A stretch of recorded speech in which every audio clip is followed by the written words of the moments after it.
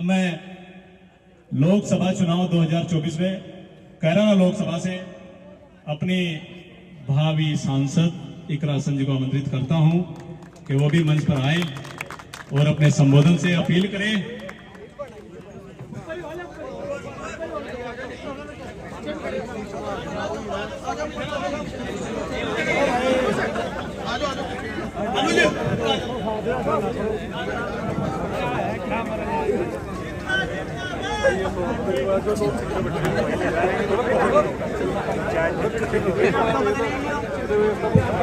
अभिषेक, सोनू भाई, राहुल भाई, सोनू भाई, सुमित भाई, हमारे आगे हम तो बैठे बैठे ही करते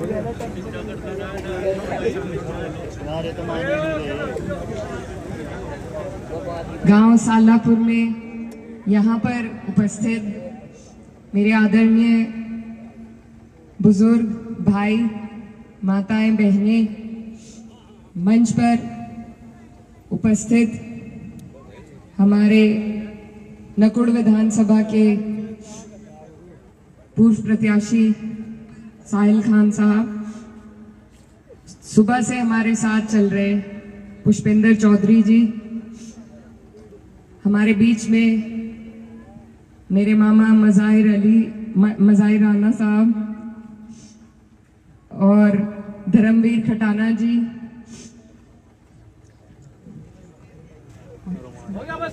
सम्मानित मंच और बुजुर्गों, मैं सबसे पहले धन्यवाद देना चाहती हूँ गांव सालापुर का कि आपने हमारा इतना भव्य स्वागत किया और इतना अच्छा कार्यक्रम आयोजित किया। आपका दिल की गहराइयों से बहुत बहुत धन्यवाद।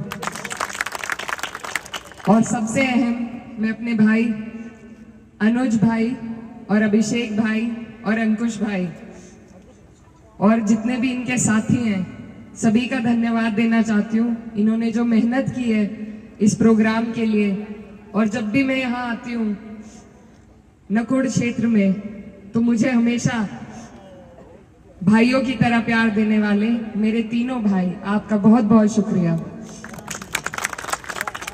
आज आपके बीच में चुनाव का दौर चल रहा है, मैं वोट की अपील करने के लिए आई हूँ। 19 तारीख है, साइकिल का हमारा निशान है और आप सबसे मेरी अपील है कि आप लोग इस बार बदलाव के लिए वोट दें, क्योंकि जो हालात हमारे देश के हैं आपके सामने हैं।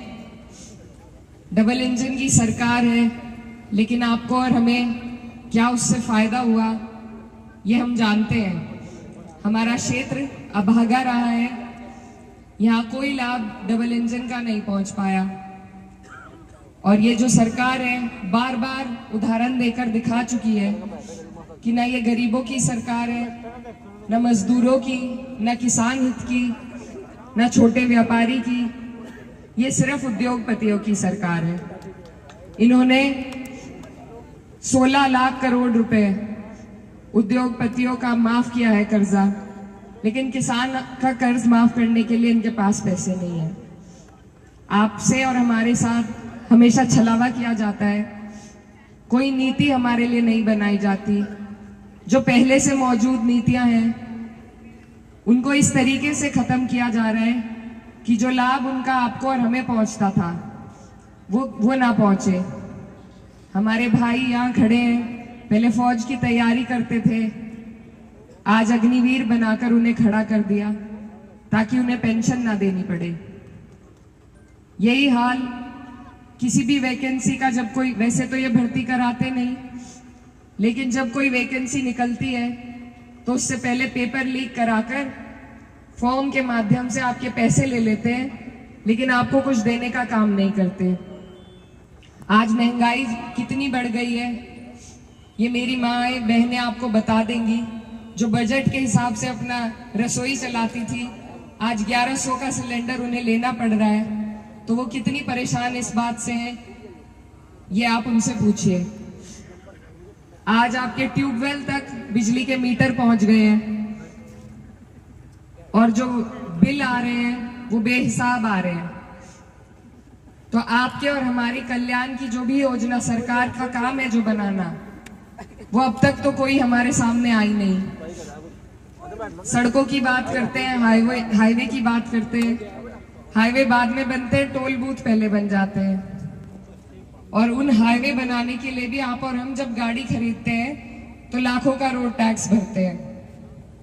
तो ये जो सारी बातें हैं, कानून व्यवस्था की ये बात करते हैं, महिलाओं का किस तरह शोषण इस सरकार में हुआ है, चाहे मणिपुर की घटना हो, चाहे हमारी महिला पहलवानों के साथ जिस तरीके से दुर्व्यवहार हुआ, या हाथरस की घटना हो, ये सब आपके सामने है।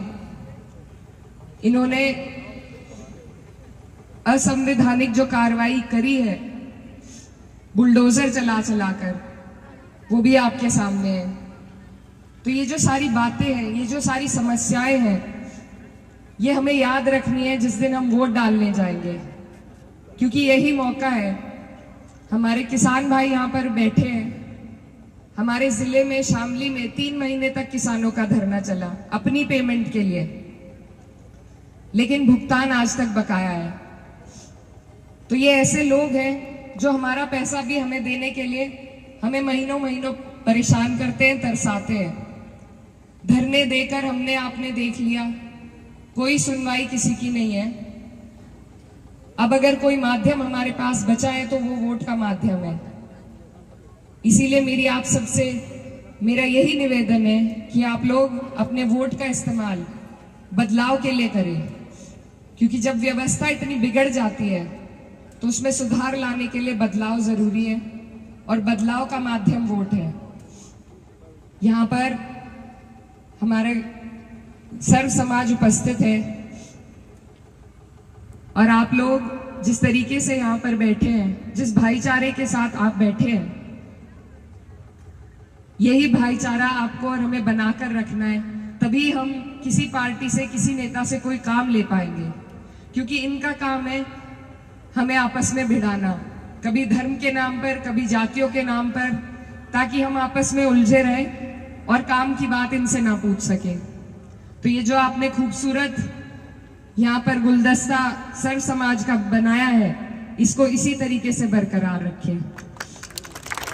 और यहाँ पर हमारा कश्यप समाज भी मौजूद है। आप सबको मैं यही कहना चाहती हूँ कि आप लोग अगर बीजेपी का साथ छोड़ दें तो मुझे नहीं लगता कहीं भी वो जीत पाएंगे, लेकिन आपका वोट लेकर उन्होंने आपको दिया आज तक कुछ भी नहीं है।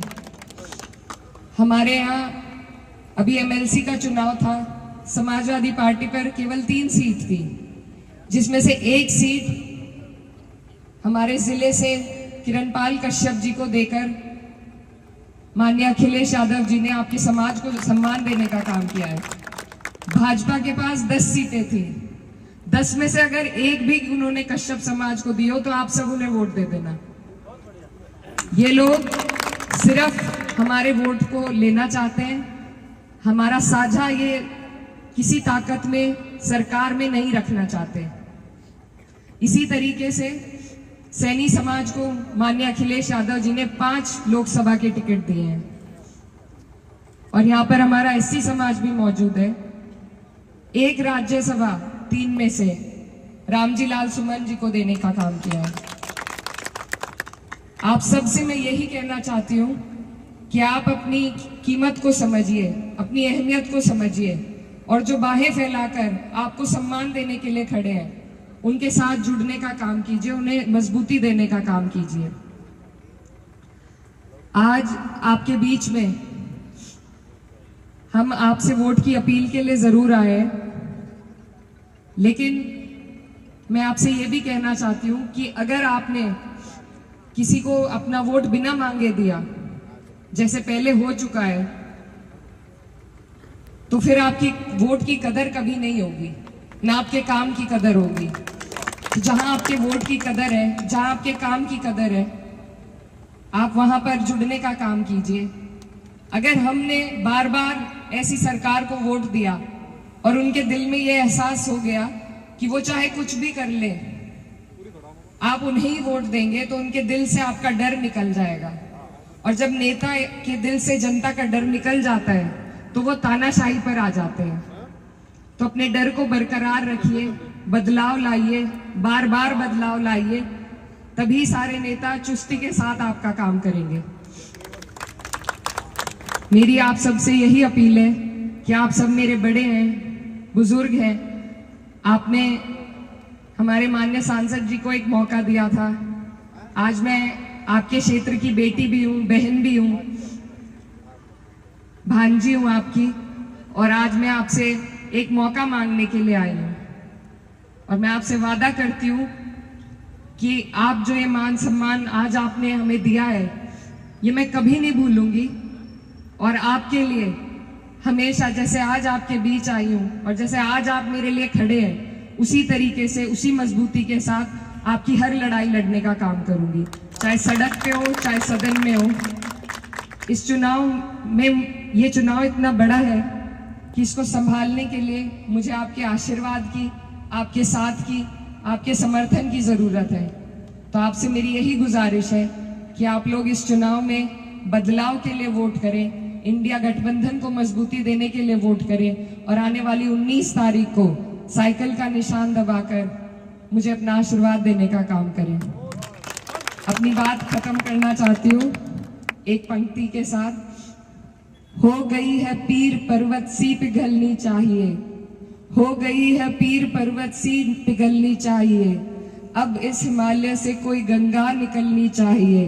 सिर्फ हंगामा खड़ा करना मेरा मकसद नहीं, मेरी शर्त है कि ये सूरत बदलनी चाहिए।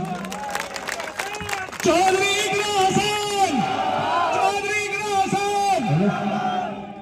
सामने जो है जलपान की व्यवस्था है, और अध्यक्ष जी एक बार आप भी आशीर्वाद। बहुत बढ़िया भाई, शानदार। हेलो बाजी, एक मिनट, कई जगह छोड़ दी, व्यवस्था बनाई भाई, सामने सभी व्यवस्था बना के चले। सामने पंचायत भवन में जलपान की व्यवस्था है, और प्रत्याशी को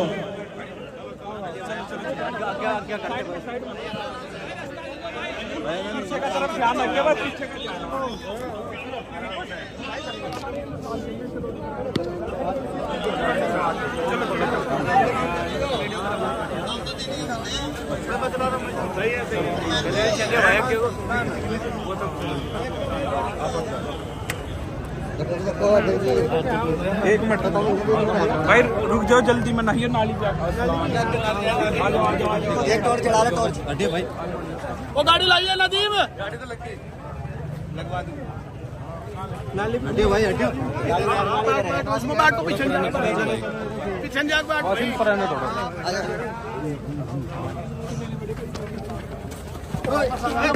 क्या कर